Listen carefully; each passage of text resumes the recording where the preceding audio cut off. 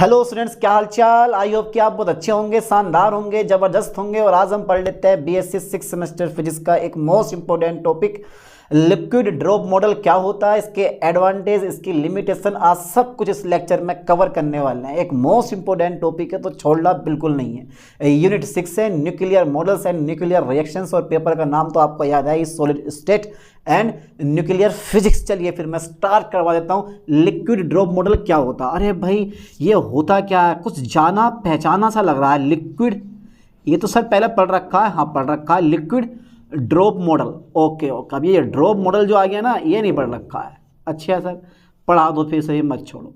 तो liquid drop model आपसे कहता क्या? देखो, इस मॉडल का प्रतिपादन सन 1937 में, किसी किसी बुक में 1936 लिखा हुआ आता है।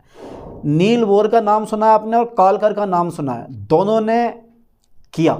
यानी कि इस मॉडल का प्रतिपादन 1937 में, ठीक है, नील बोर और कालकर ने किया। अब इसके कुछ टाइम बाद, ठीक है, इसके कुछ टाइम बाद नाविक की बंधन ऊर्जा के लिए अर्ध मूलानुपाती सूत्र विकसित करने के लिए बीजकर और बेथे ने फिर से ये मॉडल दोबारा प्रस्तुत किया। अब सोच सकते हो, यानी कि 4 साइंटिस्ट लोगों ने एक ही मॉडल में हाथ मार दिया और भैया इस मॉडल को परफेक्टली लागू कर दिया। लेकिन कुछ लिमिटेशन, कुछ कमियां हर चीज़ में होती हैं। आप किसी भी चीज़ को अच्छा नहीं मान सकते, कुछ ना कुछ उसमें कमियां जरूर होती हैं। अब इसके एडवांटेज हैं तो थोड़ी सी कमियां भी हैं इसकी, लिमिटेशन भी हैं इसकी, है ना। चलिए मैं लिखने वाला हूँ इस चीज़ को कि यार बात सर यहाँ ये आती है, हाँ आती तो है, पर आती क्या है, सोचने वाली बात है। और ये भी सोचने वाली बात है। देखो, यानी कि इस मॉडल का प्रतिपादन, ठीक है सर, इस मॉडल, ओके, इस मॉडल का प्रतिपादन किसने किया सर, जल्दी बता दो फास्टली। प्रतिपादन सन 1900, ठीक है, 37 या 36 भी बोल सकते हो, कोई दिक्कत नहीं है। 1937 में किसने? एन बोर, ठीक है, ओके, नील बोर तथा एफ कालकर, अरे क्या नाम है इसका, एफ कालकर, ठीक है, ने किया था। Okay sir, okay. यानी कि इस मॉडल का प्रतिपादन सन 1937 में एन बोर तथा एफ कालकर ने किया था। समझ में आ गया? 2 लाइन, यानी कि 2 शब्द अभी यूज कर, यानी कि एक वर्ड ये वाला यूज करो, एक नाम ये याद करो और एक नाम ये वाला याद करो। हो गए दोनों नाम याद? ठीक है। अब कुछ समय पश्चात, ठीक है, कुछ समय पश्चात, ठीक है। अच्छा, कुछ समय पश्चात क्या क्या क्या क्या, अरे क्या, नाभिक की बंधन ऊर्जा, ठीक है, नाभिक की वाइंडिंग एनर्जी, ये मैंने पढ़ा दिया आपको, बाइंडिंग एनर्जी पिछले लेक्चर में पढ़ा दिया था। नाभिक की बंधन ऊर्जा, ठीक है सर, नाभिक की बंधन ऊर्जा, ठीक है। कुछ समय पश्चात नाभिक की वाइंडिंग ऊर्जा, अरे यार वाइंडिंग एनर्जी बोल दो, लो ऊर्जा लिख दिया मैंने यहाँ पे। नाभिक की वाइंडिंग ऊर्जा यानी कि वाइंडिंग एनर्जी के लिए अर्ध मूलानुपाती सूत्र, ध्यान देना है, के लिए अर्ध मूलानुपाती सूत्र, ठीक है, अर्ध मूलानुपाती सूत्र विकसित करने के लिए,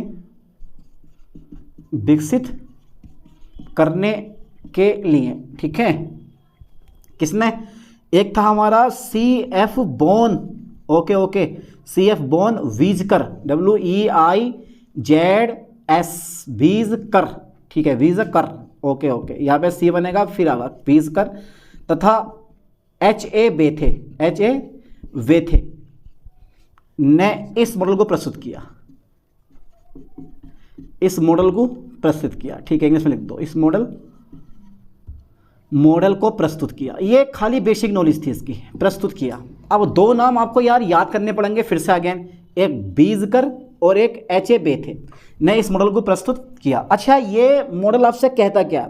यानी कि यह मॉडल नाभिक के व्यवहार का वर्णन करता है। पहला पॉइंट, यह मॉडल नाभिक के व्यवहार का वर्णन करता है। हाँ सर, यह मॉडल, ठीक है, देखो थ्योरी ये केवल इसमें, यह मॉडल नाभिक के व्यवहार का वर्णन करता है, ठीक है, नाभिक के व्यवहार, ठीक है सर, व्यवहार का क्या करता है? ये वर्णन करता है। ओके सर, वर्णन करता है, ठीक है सर, ओके।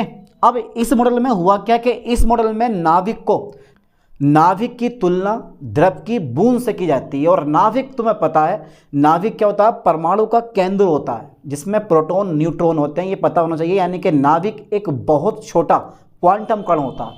तो देखो जरा ध्यान से, यह मॉडल करता क्या भाई? यह मॉडल, ठीक है, यानी कि इस मॉडल में लिखवा देगा इसमें से, इस मॉडल में जो नाभिक की तुलना है, नाभिक की तुलना किससे की गई है भाई? इस मॉडल में नाभिक की तुलना, ठीक है, द्रव की बूंद से की जाती है। ठीक है सर, द्रव की बूंद से की जाती है। अरे यार सर, इतनी छोटी बात। यानी कि इस मॉडल में नाभिक की तुलना द्रव की बूंद से की जाती है, ये बात हमें पहले ही बता देते। तो और तुम्हें पता है कि जो नाभिक होता है एक बहुत छोटा, नाभिक एक बहुत छोटा, ठीक है सर, नाभिक एक बहुत छोटा क्वांटम पार्टिकल होता है। ठीक है सर, क्वांटम पार्टिकल होता है। ओके ओके, बहुत छोटा क्वांटम पार्टिकल होता है। I am right? बोलो राइट। ठीक है, तो इस मॉडल में नाभिक की जो तुलना है वो द्रव की बूंद से की जाती है। नाभिक एक बहुत छोटा क्वांटम पार्टिकल होता है। तो सबसे पहले दो नाम याद करो। 1937 में इस मॉडल का प्रतिपादन करा, बाद में अर्ध मूलानुपाती सूत्र। ठीक है, ये ध्यान देना, कौन सा फॉर्मूला हमारा? अर्ध मूलानुपाती सूत्र ज्ञात करने के लिए, ठीक है, विकसित करने के लिए CF बॉन बीस्कर और HA बेथेन ने इस मॉडल को प्रस्तुत किया। ठीक है भाई, अब ये मॉडल क्या करता है? नाभिक के व्यवहार का वर्णन करता है। नाभिक की तुलना किससे करी है हमने? द्रव की बूंद या तरल की बूंद या ड्रॉप ऑफ लिक्विड से हम क्या करते हैं? ठीक है भैया। और नाभिक क्या है? एक बहुत छोटा क्वांटम पार्टिकल होता है। यार ये लिख के आना पड़ेगा, बेसिक इंट्रोडक्शन। अब देखो क्या करते हैं। अब ये जो नाभिक आप देख रहे हो ना, इसकी कंपेयर कर दो, इसकी कंपेयर कर दो, क्योंकि थ्योरी है, इसमें कोई डेरिवेशन नहीं है। इस नाभिक की तुलना कर दो किससे? द्रव की बूंद से, तरल की बूंद से इसकी कंपेयर कर दो। यानी कि सिमिलरिटी डाल देता हूँ मैं हेडिंग इंग्लिश में, similarities. Okay okay, similarities between similarities बी बड़ा बना दो, चलो, similarities between, okay okay okay, किसके बीच में? हमारा जो न्यूक्लियस है, ठीक है, nucleus and drop of a liquid, है ना, ये ड्रॉप ऑफ ए लिक्विड। ठीक है, आई एम राइट? ओके। अब आप लिख सकते हो कि नाभिक और द्रव की बूंद में समानताएं होती हैं जो निम्नलिखित है। लेकिन मैं डायरेक्टली पहला नंबर लिखवाता हूँ। देखो 3-4 पॉइंट तो बड़े इजी हैं और सभी इजी है। पहला नंबर ये होता है कि नाभिक हो गया, नाभिक तथा द्रव की बूंद दोनों में बहुत अधिक कण उपस्थित होते हैं। ये ध्यान देना आप, नाभिक में भी बहुत सारे कण होते हैं और भैया द्रव की बूंद में भी बहुत सारे कण प्रेजेंट होते हैं। सबसे पहला नंबर यही आता है कि नाभिक यानी कि न्यूक्लियस तथा द्रव की बूंद, ठीक है, नाभिक तथा द्रव की बूंद दोनों में, ऐसा करके दोनों में बहुत अधिक, ठीक है, ओके ओके ओके, ठीक है, उन दोनों में बहुत अधिक कण उपस्थित होते हैं, बहुत अधिक कण उपस्थित होते हैं। अरे बड़ा मजा आता पढ़ने में ये वाला, उपस्थित होते हैं। पहली लाइन याद कर लो, वो तो होंगे यार, उपस्थित होते हैं। ठीक है, सेकंड नंबर देखते हैं।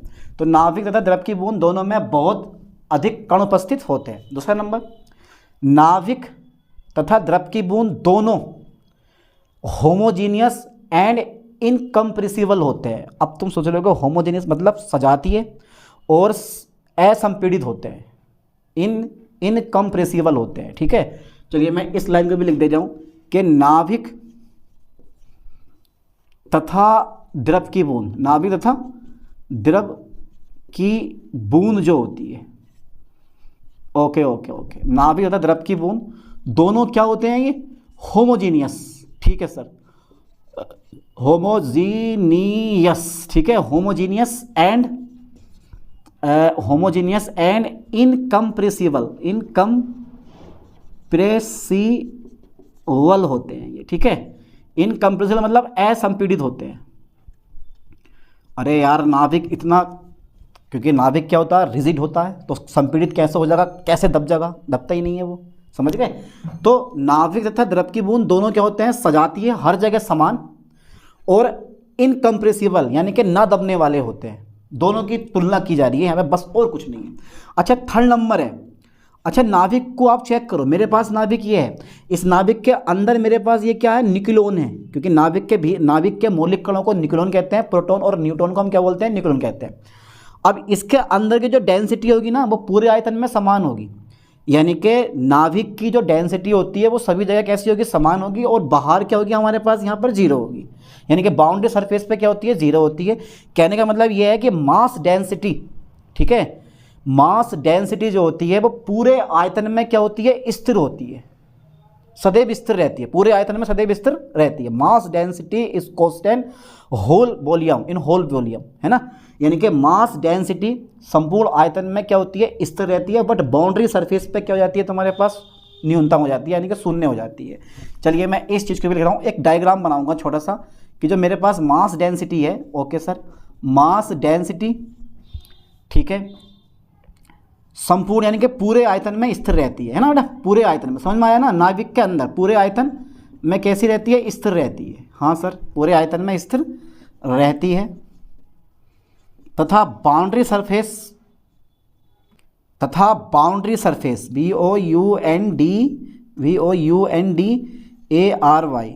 तथा बाउंड्री सरफेस, ओके, तथा बाउंड्री सरफेस पर कितनी होती है, बाउंड्री सरफेस की ओर बोल दिया मैंने, सरफेस की ओर कितनी होती है, शून्य होती है, शून्य होती है, ठीक है।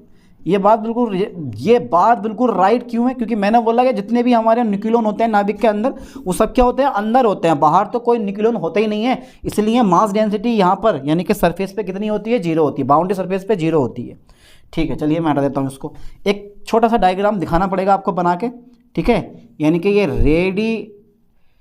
रेडियल, ठीक है, यानी कि ये radial distance, okay sir, radial distance from centre FROM from centre, ठीक है भैया। चलिए, और यहाँ मास डेंसिटी, यहाँ हमारे पास क्या आ गई, मास डेंसिटी। चलिए, पदार्थ के भीतर कैसी रहती है, स्थिर रहती है, और अगर मान लो ये मेरे पास बाउंड्री सरफेस है तो यहाँ पे कितनी रहती है, जीरो हो जाती है, ठीक है, यानी कि मास डेंसिटी पूरे आयतन में स्थिर रहती है, तथा बाउंड्री सरफेस की ओर कैसी होती है, जीरो होती है, तथा बाउंड्री सरफेस की ओर कितनी होती है तुम्हारे पास, जीरो होती है। मास डेंसिटी बाउंड्री सरफेस पर कितनी रहती है तुम्हारे पास, जीरो हो जाती है। ये कहानी है। कितने पॉइंट हो गए, 1 2 3 पॉइंट हो गए।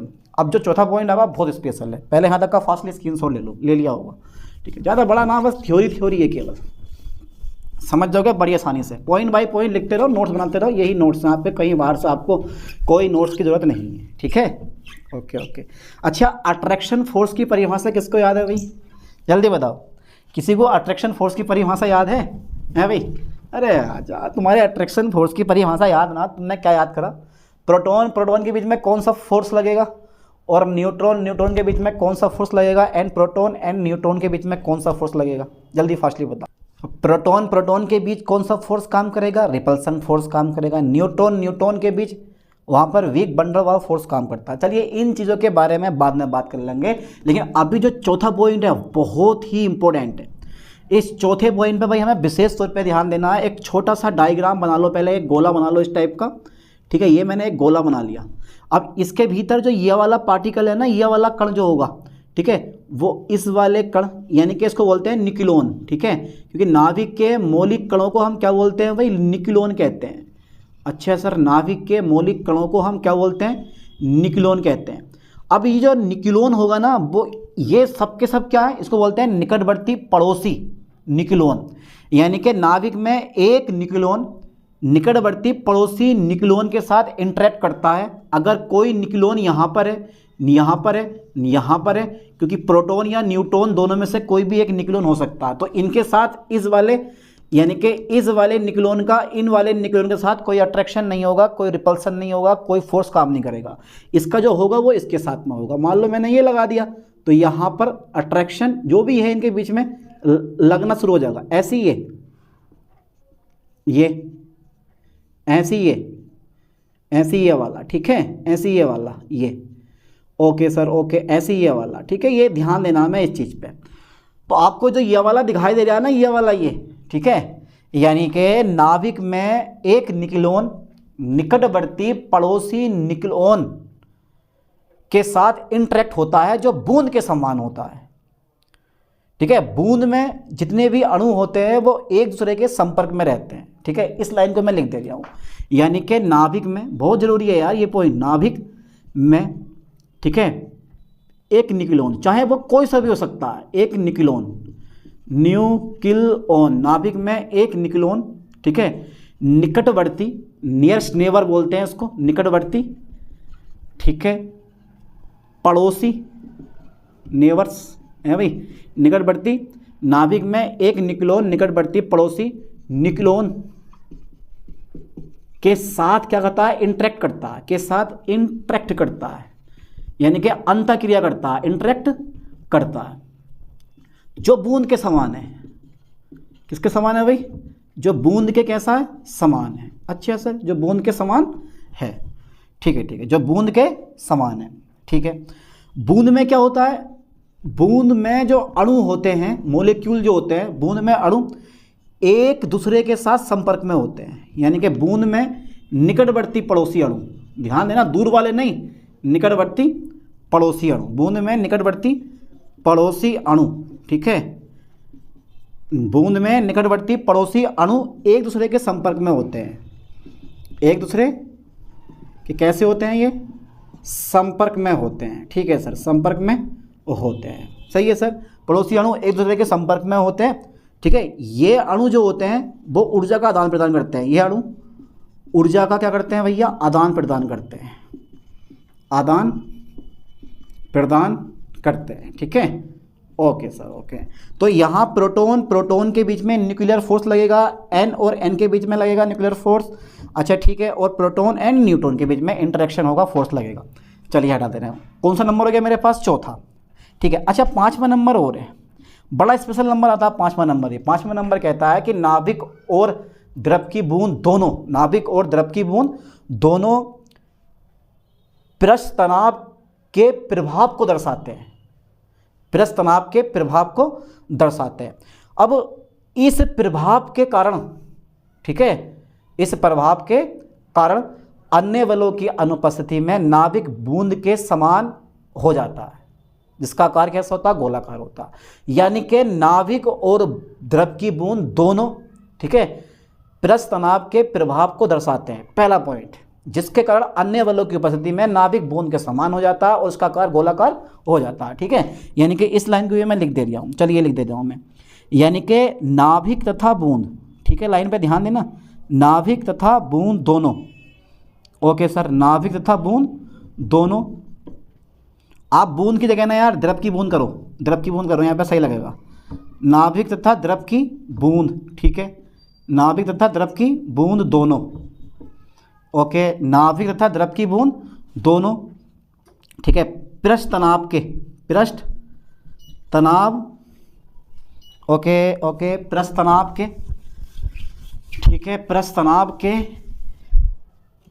दोनों पृष्ठ तनाव के प्रभाव को दर्शाते हैं, प्रभाव को दर्शाते हैं। ठीक, सही बात है सर, प्रभाव को दर्शाते हैं, बात सही, बिल्कुल सही बता रहे हैं आप। इस प्रभाव के कारण, इस प्रभाव के कारण, ठीक है, ओके ओके, इस प्रभाव के कारण, जो इस प्रभाव के कारण अन्य बलों की उपस्थिति में, यानी कि अन्य बलों की अनुपस्थिति में, अन्य बलों की अनुपस्थिति में, ओके सर, अन्य बलों की अनुस्थिति में, ठीक है, अन्य बलों की अनुपस्थिति में, यानी कि इस प्रभाव के कारण अन्य बलों की अनुपस्थिति में जो नाभिक है वो भैया द्रव की बूंद के समान हो जाता है। ठीक है, द्रव की बूंद के समान हो जाता है, द्रव की बूंद के कैसे हो जाता है, समान हो जाता है। ठीक है, समान हो जाता है, ठीक है सर, समान हो जाता है, जिसका आकार कैसा होता है, गोलाकार होता है। ठीक है, नाभिक का आकार भी गोलाकार होता है और द्रव की बूंद का आकार भी कैसा होता है, गोलाकार होता है, जिसका आकार कैसा होता है भैया, जिसका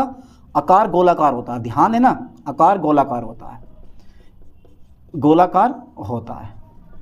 ठीक है, इस टाइप से आप लिख सकते हो, बना सकते हो चित्र ये वाला।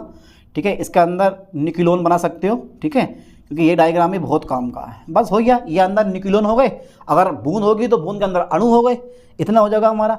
तो हमने पहला पॉइंट, बहुत अधिक संख्या में कण होते हैं और नाभिक और बूंद दोनों जो होते हैं वो इनकम्प्रेसिबल और होमोजीनियस होते हैं, है ना, मास डेंसिटी भीतर नाभिक के समान रहती है और बाहर जो होती है वो डेंसिटी कितनी होती है तुम्हारे पास, वो जीरो होती है। बाउंड्री सरफेस की ओर कैसी होती है, शून्य होती है मास डेंसिटी, है ना। ये तो पढ़ाया तुम्हें, और क्या पढ़ाया, कुछ भी नहीं पढ़ाया, और सही का पढ़ो चीज़ों को।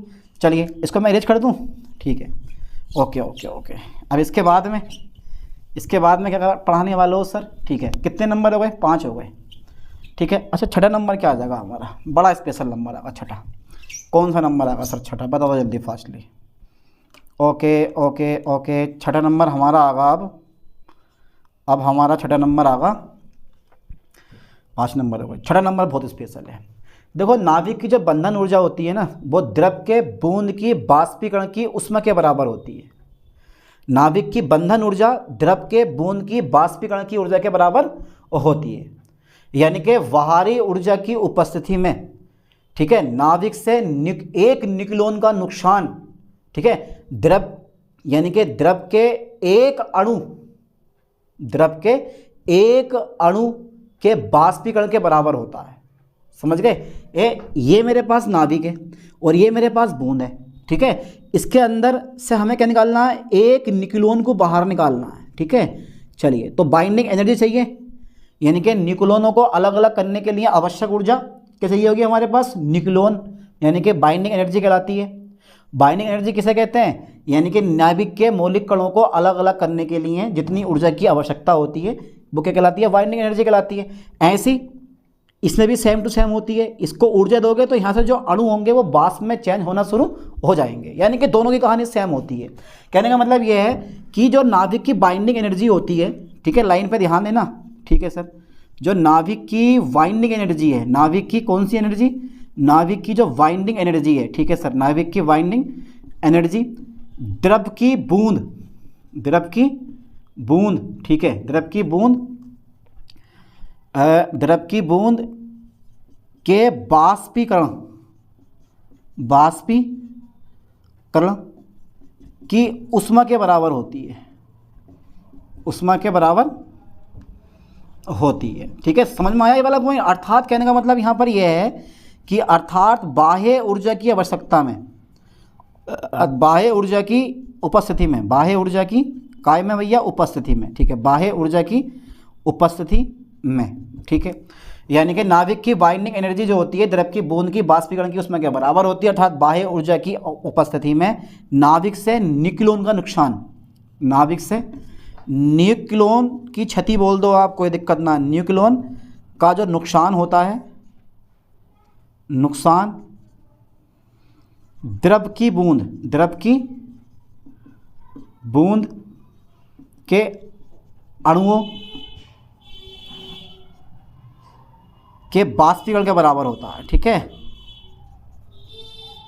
बाष्पीकरण के कैसे होता है, बराबर होता है, ठीक है, बाष्पीकरण के बराबर होता है। यार बहुत सी प्रॉपर्टी समान होती हैं। 6 पॉइंट हो गए। चलिए तो यहाँ तक जल्दी फास्ट स्क्रीनशॉट ले लो, मैं इसको रेज करने वाला हूँ। 1 पॉइंट और रह गया, ठीक है, 1 पॉइंट और कौन सा रह गया भैया, 7वां पॉइंट है। 7 से हम 8वें पॉइंट पे पहुँचेंगे नहीं, ठीक है। चलिए 7वां पॉइंट और लिखवा दो सर। तो 7वां पॉइंट क्या, आपको पता होना चाहिए कि यार नाभिकीय संलयन और नाभिकीय विखंडन। नाभिकीय विखंडन किसे कहते हो आप, कि एक अणु जो होता है, यानी कि एक नाभिक 2 हल्के नाभिकों में टूट जाता है, जैसे नाभिकीय विखंडन कहते हैं। नाभिकीय संलयन 2 नाभिक मिलकर एक भारी नाभिक बनाते हैं, जैसे नाभिकीय संलयन कहते हैं। बात सही है नहीं। अब ऐसी कहानी इसमें होती है, यानी कि बूंद के 2 अणु, यानी कि बूंद के, या फिर ऐसे बोल दो, यानी कि 2 बूंदें मिलकर एक बड़ी बूंद बनाती हैं, 2 बूंदें मिलकर एक बड़ी बूंद बनाती हैं, और एक बूंद टूटकर 2 छोटी छोटी बूंदें बनाती हैं। यानी कि 2 बूंदें मिलकर एक बड़ी बूंद बनाती हैं और एक बड़ी बूंद टूटकर 2 छोटी छोटी बूंदें बनाती हैं। और ये जो समानता होती है वो नाभिकीय अभिक्रियाओं के दौरान नाभिक के विखंडन और नाभिक के संलयन से संबंधित होती हैं। एक लाइन ये वाली है, यानी कि 2 बूंदें मिलकर, ध्यान देना है, ओके सर, 2 द्रव की बूंदें, ठीक है, 2 द्रव, ओके, 2 द्रव की बूंदें मिलकर, ठीक है, एक बड़ी बूंद बनाती हैं, एक बड़ी बूंद बनाती हैं, एक बड़ी, ठीक है, बूंद बनाती हैं। ओके सर, ओके, बनाती है। दो द्रव की बूंदें मिलकर एक बड़ी बूंद बनाती हैं तथा एक बड़ी बूंद टूटकर, एक बड़ी बूंद टूटकर, ठीक है, एक बड़ी बूंद टूटकर दो छोटी छोटी बूंदें बनाती हैं, दो छोटी छोटी बूंदें बनाती हैं। ठीक है, ये लाइन पे ध्यान देना, फोकस करना ठीक से। दो द्रव की बूंदें मिलकर एक बड़ी बूंद बनाती हैं तथा एक बड़ी बूंद टूटकर दो छोटी छोटी बूंदें बनाती हैं। और ये जो समानता है किसमें है? ये समानता यानी कि ये समानता नाभिकीय अभिक्रियाओं के दौरान, ठीक है, नाभिकीय अभिक्रियाओं के दौरान, ओके सर, नाभिकीय अभिक्रियाओं के दौरान, ठीक है, नाभिक के विखंडन, ध्यान देना, नाभिक के विखंडन, ओके ओके ओके, तथा पहला तो करो संलयन क्योंकि बड़ी हैं, ये समानता यानी कि यह समानता नाभिकीय अभिक्रियाओं के दौरान नाभिक के संलयन, ठीक है, नाभिकों के संलयन तथा विखंडन से संबंधित है। ओके, ठीक है सर, से संबंधित है। Am right? बोल दो राइट। तो दो द्रव की बूंदें मिलकर एक बड़ी बूंद बनाती हैं तथा एक बड़ी बूंद टूटकर दो छोटी छोटी बूंदें बनाती हैं। ये समानता नाभिकीय अभिक्रियाओं के दौरान नाभिक के संलयन तथा विखंडन से संबंधित है। कितने पॉइंट हो गए? 7 पॉइंट हो गए। और 7 के 7 पॉइंट ठीक से याद करो, ठीक है, बढ़िया करके। पहले पॉइंट में क्या था? नाभिक और द्रव की बूंद दोनों में बहुत अधिक संख्या में कण उपस्थित होते हैं। दूसरा पॉइंट, नाभिक और द्रव की बूंदें दोनों कैसी होती हैं? इनकम्प्रेसिबल और होमोजीनियस होती हैं। थर्ड पॉइंट, मास डेंसिटी समान रहती है पूरे आयतन में और सरफेस पर कैसी होती है? 0 होती है। फोर्थ नंबर क्या था हमारा? फोर्थ नंबर था कि एक न्यूक्लियन जो होता है वो अपने निकटवर्ती पड़ोसी न्यूक्लियन के साथ इंटरेक्ट होता है, दूर वाले के साथ नहीं होगा। अच्छा, फिफ्थ नंबर हमारा क्या था सर? पृष्ठ तनाव दर्शाते हैं दोनों के दोनों, ठीक है, जिसके कारण इनका कार्य कैसा होता है? गोलाकार होता है, ठीक है। और क्या था? यानी कि बाइंडिंग एनर्जी बाष्पीकरण ऊर्जा के बराबर होती है। और सातवां पॉइंट क्या? नाभिकीय विखंडन और नाभिकीय संलयन के समान बूंदें जुड़ भी सकती हैं और टूट भी सकती हैं, ठीक है। तो इस तरह से इनको याद करो, बहुत ईजी है, एक बार दिमाग में फंसा लो, समझ में आ जाएगा। अच्छा, एडवांटेज क्या है इसके? एप्लीकेशन क्या थे? एप्लीकेशन क्या थे इनके भैया? इनके अनुप्रयोग क्या है? एप्लीकेशन क्या क्या हो सकते हैं इनके? एडवांटेज क्या है? तो पहला एडवांटेज यह है कि यानी कि यह मॉडल, ठीक है, यह मॉडल, ठीक है, नाभिकीय विखंडन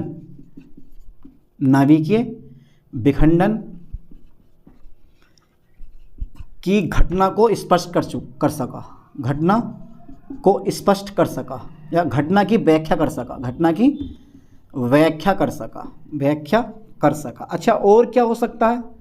और जो रेडियो एक्टिव क्षय होता है ना, जो बेटा रेडियो एक्टिव क्षय होता है, रेडियो एक्टिव क्षय जो होता है, रेडियो एक्टिव क्षय को स्पष्ट करता है या रेडियो एक्टिव क्षय की भविष्यवाणी कर सकता है, या की ऐसे बोल दो, रेडियो एक्टिव क्षय को स्पष्ट करता है। ओके ओके, स्पष्ट करता है। और एक और है उत्सर्जन गुणों की व्याख्या करता है, ठीक है, उत्सर्जन गुणों की क्या करता है? ये व्याख्या करता है, ठीक है सर, व्याख्या करता है। अच्छा, लिमिटेशन क्या हो सकती हैं इसकी? कौन कौन सी लिमिटेशन है? जल्दी फास्टली यहाँ तक का स्क्रीनशॉट ले लो। 3 या 4 इसकी लिमिटेशन में लिखवा दे रहा हूँ, ठीक है। अच्छा, कौन कौन सी लिमिटेशन लिखवा दूँ, तुम बताओ। चलो, क्या लग रहा है आपको ये मॉडल कहाँ फ्लॉप हुआ होगा? लिमिटेशन है भाई, क्या लगता है आपको कि ये द्रव की बूंद का मॉडल कहाँ फेल हुआ होगा? एक जगह फेल होता है, ये मैजिक नंबर को स्पष्ट नहीं करता, नाभिक में न्यूक्लियन की स्टेबिलिटी को स्पष्ट नहीं करता है, ठीक है। पहला चलो 2 नंबर लिखो, फिर बाद में देखते हैं। पहला नंबर क्या है?